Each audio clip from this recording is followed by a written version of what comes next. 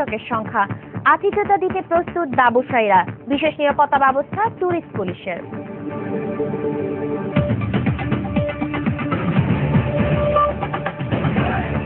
তাই তো সবাই বলে শিল্পাল্লার দিন শেষ, মেগা ডিজিটাল স্কেলে বাংলাদেশ। 16ই ডিসেম্বর বাঙালি জাতির জীবনে এক অবিস্মরণীয় দিন। এদিনে নিজেদের ভূখণ্ড, নিজেদের ভাষা আর পতাকা পেয়েছিল এ অঞ্চলের মানুষ, পেয়েছিল স্বাধীন সার্বভৌম বাংলাদেশ। তাই এদিন প্রতিটি বাঙালি মাতে বিজয়ের আনন্দে। স্বাধীনতা পূর্ব আর স্বাধীনতা উত্তর বিজয় নিয়ে এই দুই প্রজন্মের ভাবনা তুলে ধরেছেন পারমিতা হেম। পাক বাহিনীর ছেলের আঘাতে পুরা বাংকার বিধ্বস্ত হইয়া আমার পিঠের উপর চাপ পড়ে আমার কোমরে স্পাইনাল কর্ডে মেরুদণ্ডে আঘাত পাই।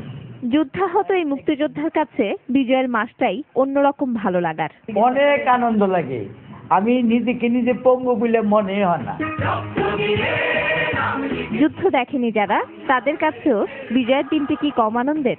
এদিনে নিজেদের পতাকা, নিজেদের মানচিত্র আর সার্বভৌমত্ব পেয়েছিল বাঙালি। তাই নিজেদের বিজয় উদযাপনে আনন্দের ফল্গুধারা বয়ে যায় তাদের মনে। এটা আমার কাছে খুবই আনন্দ লাগে। এটা বিজয় দিবসে আমরা রিক্সা চালাই না, দেশে চলে যাই, দেশে অনুষ্ঠান হয়, এই অনুষ্ঠানে নৃত্য থাকে। ছোট ভাই বোন আছে, ওদের নিয়ে আমরা পতাকা ওড়াই এবং বিক্রি করি। 44 বছরের ঝুলিতে নানা সাফল্য যেমন আছে, তেমনি আছে ব্যর্থতাও।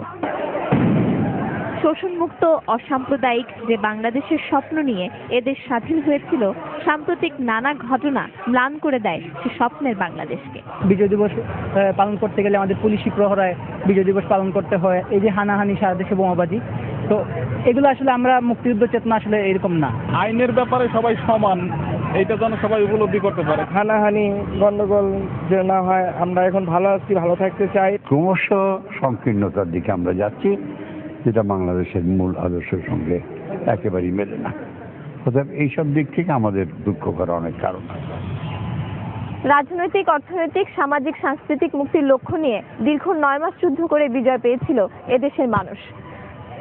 প্রাকৃতিক দুর্যোগ আর দারিদ্র্যের ঘনঘটায় তলাবিহীন ঝুড়ি নামে খ্যাত এই বাংলাদেশের ব্যাপক অর্থনৈতিক উন্নয়ন বিশ্বের মানুষের কাছে আজ এক বিস্ময়কর ব্যাপার।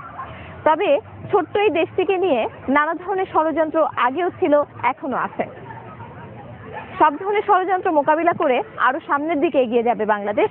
স্বাধীনতার 44 বছরে এমনটাই প্রত্যাশা এদেশের মানুষের। পারমিতা হিম, সময় সংবাদ, সাভার। দেখছেন সময় সংবাদ, সঙ্গেই থাকুন।